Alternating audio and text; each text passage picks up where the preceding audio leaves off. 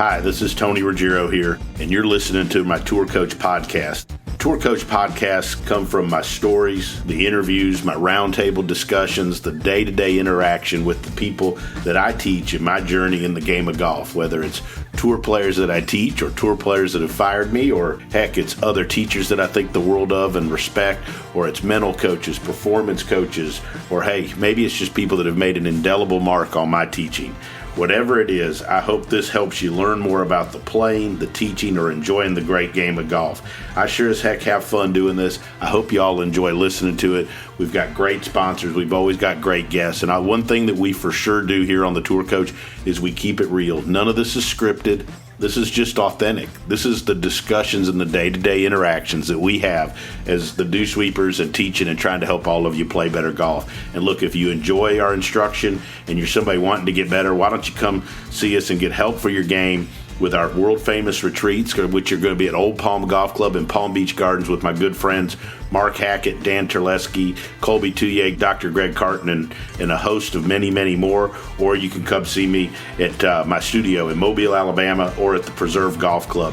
And remember, everything you need to play better golf is always going to be available for you at dewsweepersgolf.com. You can find out where I am and how to be on a podcast if you go there. Enjoy this edition of the Tour Coach.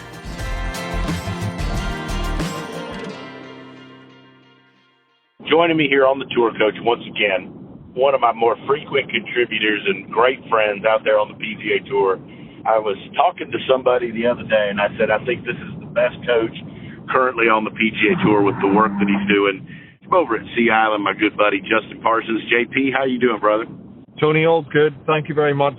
Very, very flattered by that. You know, you and I have talked about it. We're really only as good as the people who are out there, and their form is fluctuating as well. So I mean, I'm very grateful to be put into that category, and I'm sure that I don't really deserve it. No, don't. It's true though. I honestly believe that, but I also do think one thing you've told me a bunch, which I really believe is true, is that this game or the business that we're in with this side of the game is a little bit of cyclical, and you have ups and downs, right?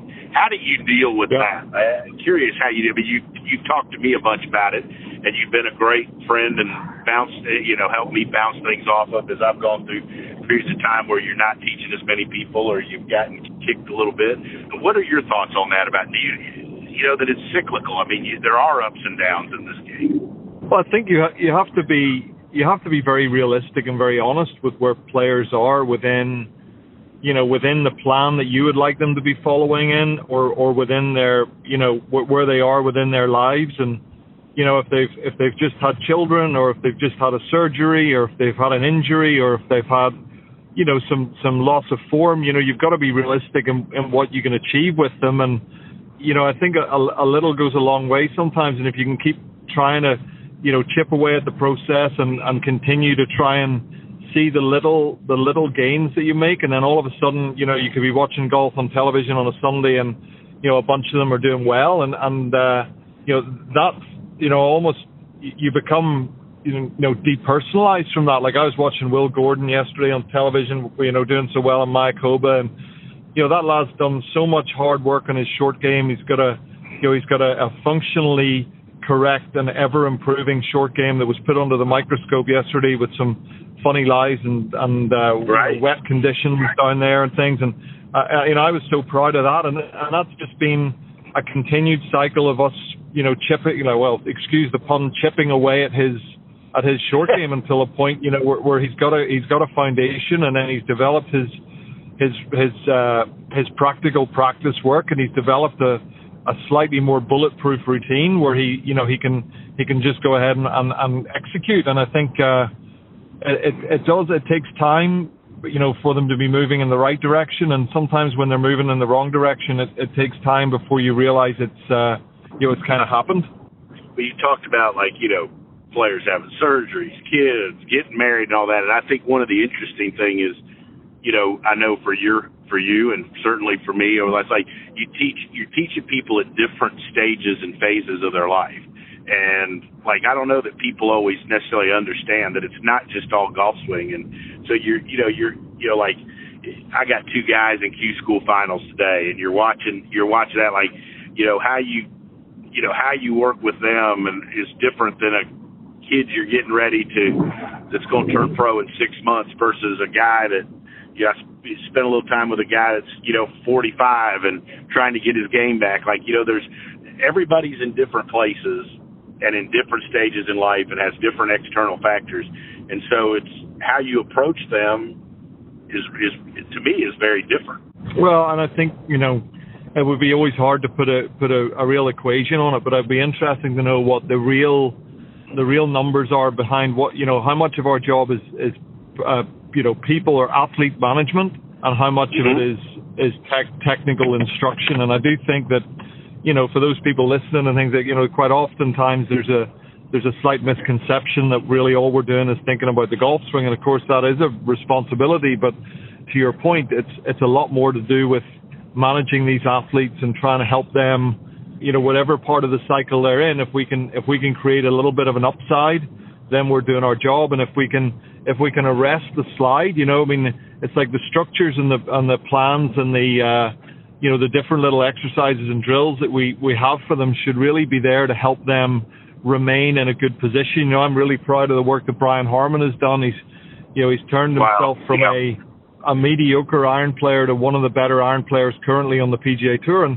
he does the same thing in his warm-ups every single time. He uses a DST training aid just to get the sensation of good impact, and he uses a smart ball between his arms just to get a little bit more connection in his takeaway. Is very, very diligent about monitoring his alignment and his ball position, which we know fluctuate when he goes off a little bit, and he's really becoming legitimately one of the better golfers in the world, which is is really, really exciting, because he kind of almost looked like he was going to belong there through his early years, and to see him at 34, 35 years old starting to look like he may belong there for a period of time is exciting for him. Yeah, he for sure is. What were the steps to, if you don't mind me, when you identified, hey, you've got to become a better iron player, or you go through the steps and you prioritize, say, these are the things that we want to attack, and you said, hey, we're going to make you a better iron player. What did you do to do that? What were and I love the DST training. The one thing I love is every time you post a video of him or you see him, he's doing the same things, right? Which I personally believe is one of the keys to improving. I don't think enough people spend enough time on one thing before they actually get good at it, before they evaluate something that's not working.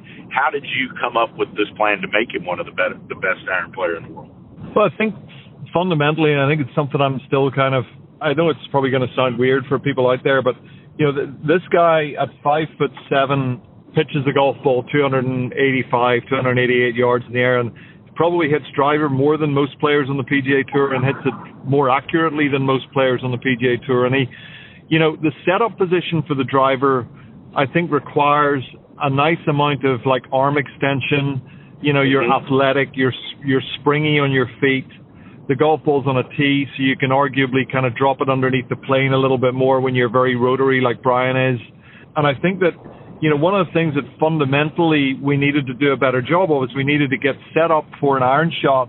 And to be honest with you, it was like he would just set up to his 8-iron, similar feel-wise to where he was with a driver. And, when we started to get to a point where he could feel, okay, I need to be a little more centered through my feet, and I need to get my armpits over my kneecaps and allow myself to get into a position where I can pressurize the golf ball from the ground rather than sweep the golf ball off a tee.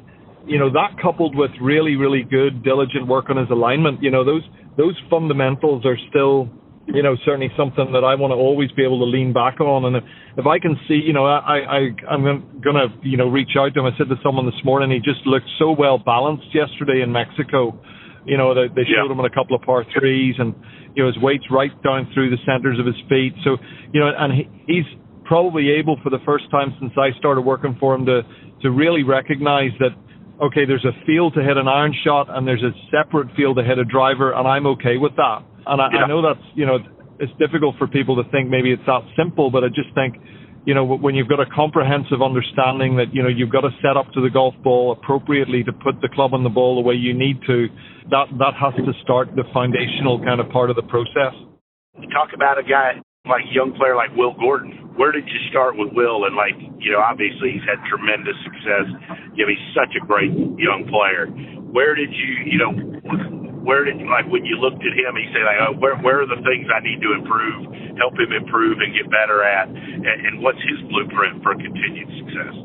I think Will, obviously out of a really good golf program at Vanderbilt with a bunch of really good players, and I think that when he got out on tour, that kind of COVID year when he ended up getting his card through limited starts, he has done an extremely brave and manful job of facing up to the person he needs to be in order to be successful on the PGA Tour, and that's been 5% me and 95% Will Gordon. He's faced the the ideas that he was externalizing everything, and he needed to internalize things a little bit more.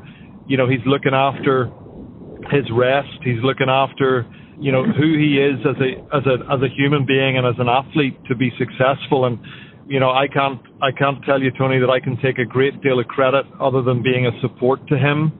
I think he's done an amazing job, as I kind of alluded to at the beginning with his short game. He's done tremendously, and I think he and I have worked together. He's a good ball striker. He's a long hitter, and he's helping me to understand the feelings that he really likes with his full swing. And then we're kind of whittling down some of the things that we see happen from a day-to-day or tournament to tournament, so that we can become a little bit more, refined in the kind of the ball striking process. But he's a really, really elite level, exciting player, and mentally becoming one of the more mentally aware players of like, how do I need to behave? What does my attitude need to be like? We've worked really, really hard on continuing that, and he's becoming a really fine course manager. As you saw yesterday, he didn't have his A game per se, but he still managed to get it around and be able to hang around and pick up a really, really valuable third place. You talked about, like with Will, like understanding what it took, or if you will, what it was going to take to become a PGA Tour player. We get, both of us, fortunate, we get lots of young players with a lot of talent that come to us that are at various stages of development. I see the ones you post that are college players at these great universities, or they're young professionals. When folks like that come to you, what are the things that you think that a player, what are the key ingredients that goes into, what do you have to have and be able to do to play the PGA Tour now? Well, I think ultimately you need to, and that's certainly part of the process that I'll go through with them. They need to be hitting as few shots as possible with the outcome of what they're doing at the forefront of their mind. So, I help them understand that there's always going to be pressure, whether you're making a Ryder Cup team, or you're trying to contend in a major championship, or you're trying to make it to East Lake, or you're trying to keep your card, or you're trying to get on the Corn Ferry Tour. There's always going to be pressure, and the pressure will magnify itself, and it'll always feel somewhat similar when you're in it. So you've got to help them understand that they're really, that you want to try and perform your skills with the least amount of outcome-based awareness relative to this big picture that's building pressure. So, for example, those lads that we have this afternoon playing up in Savannah, they know that there's an outcome. Like if you finish in the top 40, you get a certain number of starts. You get to finish in the top 10, you get a certain number of starts if you finish first. We know there's outcome, but they need to be over the golf shot, trying their best to hit a golf shot to the best of their ability. So, in many ways, that it means that the career and the idea of the career needs to be that of a marathon and not a sprint.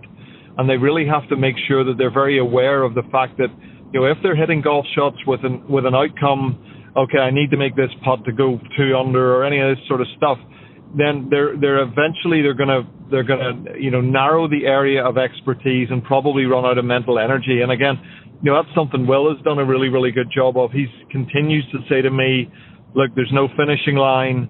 Whatever happens this year, I'm going to be fine. I'm going to continue to try and hit as many good golf shots as possible.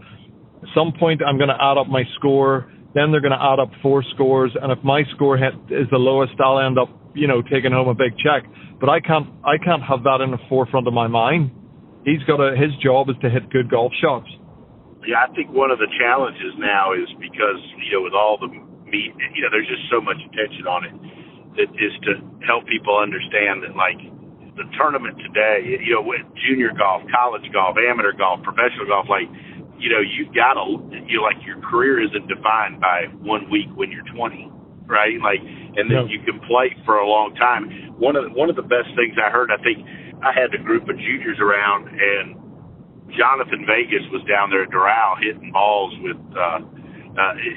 down there at Doral. I think Kevin Kirk was with him, and his brother Julio was there, and he said, one of them said, if there's one thing I'd learned, it was that, like, I've got 35 or 40 years to get really good. Like, so there isn't as much pressure when I'm 22 or 23, you know, and the results aren't. And I thought that was a pretty good insight from somebody that's played out there and obviously had success, was, you know, that, like, you're going to play for a long time. And if you think about golf in those terms, maybe it does help get you a little bit less results-oriented and worry about what the ramifications of this round of golf today up in Savannah or whatever it is. Yeah, 100%. I think, you know, if you compare it to other sports, you know, and that was something we did with Harris, you know, at the start that helped him get through a real good spell. And, you know, we talked about the idea of him, his pre-shot routines and his shot choices and his commitment, similar to that of a quarterback running plays. And although I'm still getting used to all of the American sports nuances, you know, you got to be, if your coach tells you to run a play, you need to run the play. And whether you're 14-0 up or whether you're 14-0 down or whatever the score is, your job remains the same, and that's to run the play. And in the Super Bowl, the pressure's bigger, but the plays are still the same. And, you know, that helped him to kind of boil down the idea that, well, you know, if it's a full driver down the left-hand side with a 5-yard cut on it, and there's all sorts of pressure on the line, my job's still to go up there and to hit the shot and have full commitment attached to it. You know, and that's easier said than done, but I think that's a lot of our job, is to make sure we can boil down the idea that, you know, you got to stand up there and you got to commit with all your heart, and the outcome will take care of itself sometime later. So you know, look, you got a couple weeks left, really, fall, then you got the off season. Obviously, golf, we've talked a bunch, but the landscape on professional golf has changed dramatically over the past year. But you've got this off season coming up.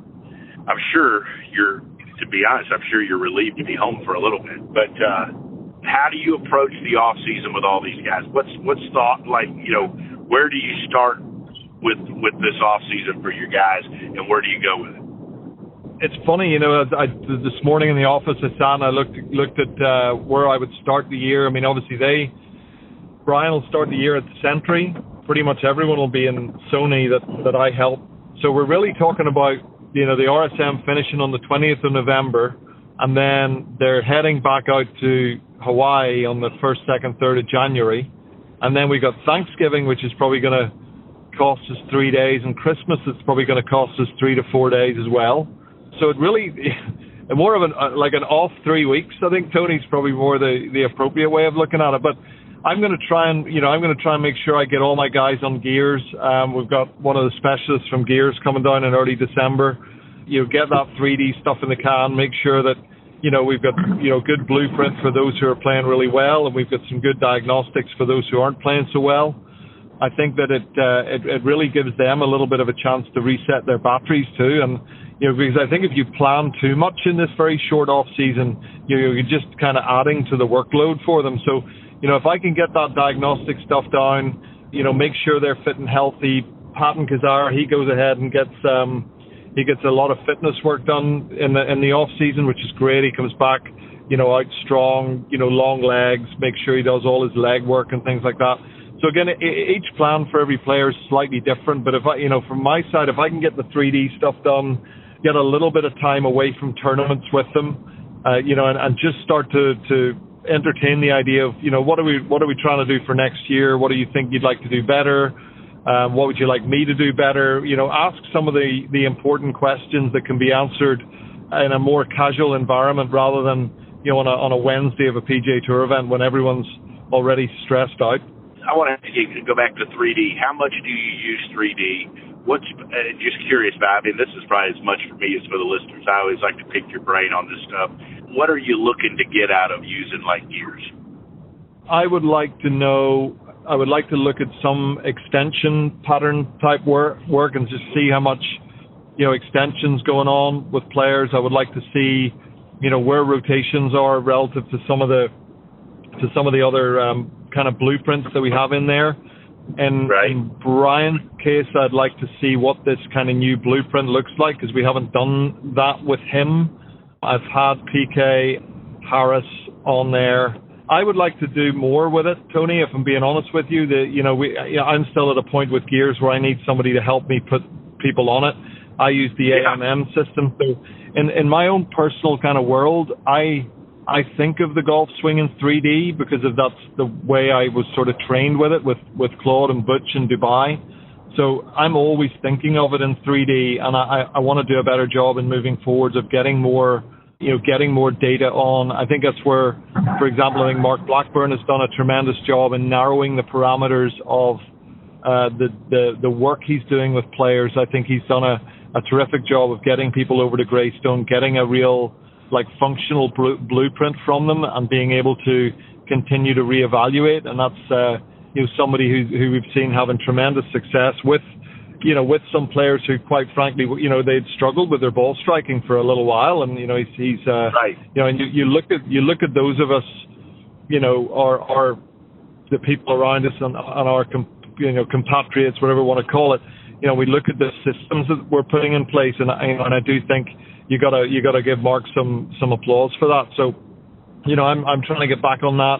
I left the AMM system behind in Dubai when I moved across the States, so I've done a little bit more limited work with Gears, but I'm looking forward to getting stuck into that. And I see the boys at the Athletic Motion guys doing such a great job, and Scotty Hamilton and I talk about that a little bit. So I think it's certainly an opportunity for me in moving forward. What about the golf fitness side? How much do you intertwine that with the off-season work? For me, obviously, I've talked about a bunch of it. I obviously utilize Colby a good bit with that, or Morgan, but in particular Colby down there at Old Palm, having access to him and to be able to take players. How much are you involved with the training side, working with your players and making sure they're doing that stuff, or that it fits with the instruction and so forth? I think you need to be, in our world, I think you need to be absolutely interlinked with what they're doing. So Randy Myers works with Patton Kazar and Brian Horman. Tom Hemmings works with Harris English, Will Gordon. I think it's an absolute sweet spot of performance. I think, as you and I both know, I can ask Tom how Harris's right hip is looking in the gym, how his body's moving through different movement patterns. We can ask, Randy where Patton is in his postural work, how strong is his core, and linking that into, and also helping us to understand if we're seeing some funky things in the golf swing, there's probably something at that level happening with the body that's kind of either creating that or helping for the creation of that. So, I'm absolutely with those guys. We talk, fortunately, again, we're all working in the same place, so we talk on an almost daily basis about these players, and I had a long chat with Kevin Duffy today. Kevin's worked, with on and off with Louis Oosthuizen for a number of years. Kevin's going to be paying Louis a visit. Marnus Moraes, another great South African trainer who travels around on tour a lot. And Marnus has helped me, a great deal. We saw him at the top 100. You remember last year we did that nice. Yeah, that was fantastic. So that's an absolute part. And as much as the 3D is important, that would be way up in importance over pretty much anything else. Yeah, I think the one thing that I've tried to figure out, or I've learned maybe, is that talking to guys like you and different is that really, and it doesn't matter if it's like a junior golfer coming to see you or a college player or a tour player, that it takes a bunch of different disciplines and parts to mold somebody that's going to be good enough to play at that level, right? Like, you don't have all the answers, or it's not, the days of you go and you take a 1 hour golf lesson once a month, and that seems to kind of have gone by as far as what it takes to really develop talent. And we're very fortunate at Sea Island, where we've got, the fitness specialists that I referred to, David Angelotti, who's trained under Phil Kenyon and has an incredible putt view simulator. Every bell and whistle that you basically need to do putting, David's got it up at Sea Island. we've got his expertise. We've got the fitness guys. We have an incredible club fitting team there that, if a tour player asks me what some sort of Diamana shaft's supposed to do, I, generally speaking, Tony, I don't know the answer to that question, but I can very quickly find a person who does know the answer to that question. And to your point, you're only as smart as the people that are around you working with you. And I'm lucky at Sea Island, and I know you're very lucky at, in the various places you operate out of, to have Colby around you and Jackson around you, and, guys that can help support and add to the process. Yeah, absolutely. I mean, that's what I've tried to do. Like, I joke around, like, one of the reasons I started doing stuff with, like, Scott Lynn was to try to understand a little bit better about, like, sometimes I would always wonder, like, why was the stuff I was doing with a guy working? Not just why, like, a guy wasn't getting better, but, like, hey, why was this stuff we were doing working? Because, like, I'd like to understand it better, and I think that it's healthy to bring people around you that are good or very smart and at the best at different things than you. I mean, if you just have a bunch of people around that are always going to agree with you, I mean, I don't know that helps anybody out. But having people that are really bright and really motivated to do the same thing is, I think, pretty healthy when it comes to developing players. I think so, and I think it's it's definitely even since I've been in the United States for almost 4 years, it's I think there's less ego around the coaching side of things. I think we all know that there's going to be times our players will play well and times they're playing not so well, and we have our strengths and weaknesses. And I sometimes I would compare it to some degree with what I see with coaching in other sports now. It's like we're kind of all we're just kind of brothers. We're all trying to do the same thing. We may be working with different players, and there's a sort of a mutual kind of respect there, which I think is really healthy for the game of golf, because I think it was a little bit different a few years ago. And I think it's because I think it's so high performance now and things. I just don't think you can get away with really not staying on top of your stuff. I think you've got to be on top of your stuff all the time. And whether, as you say, that means that you need to have somebody specific come talk to your player about wedge play, or have somebody specific come and give them a physical assessment. There's a lot of things that we can't do, and we probably shouldn't be expected to do. Right, exactly. And like you said, I agree with you. I think that the whatever you want to call it, the culture or the atmosphere out there has certainly changed over the last few years out there with the tour. Don't you? I agree with you 100%. I think folks are more work together. And I know I've shared videos with you, asked your opinions on things, and with plenty of people. I think that people will be shocked at how much the people that are out there do communicate and bounce ideas off each other and talk about the direction that things are going.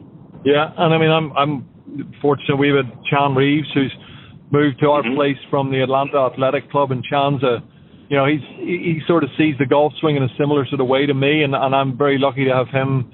Like when I'm around and I'm just looking at something, I need a to your point, like need a second opinion, or I'm not quite sure why something's looking a certain way, and I can bounce some ideas off him, and it's that's been a great kind of source of support, and I think it's it kind of makes you better. Like two pairs of eyes are better than one. Yep. JP, awesome stuff, man. It's one, thanks again for sitting in.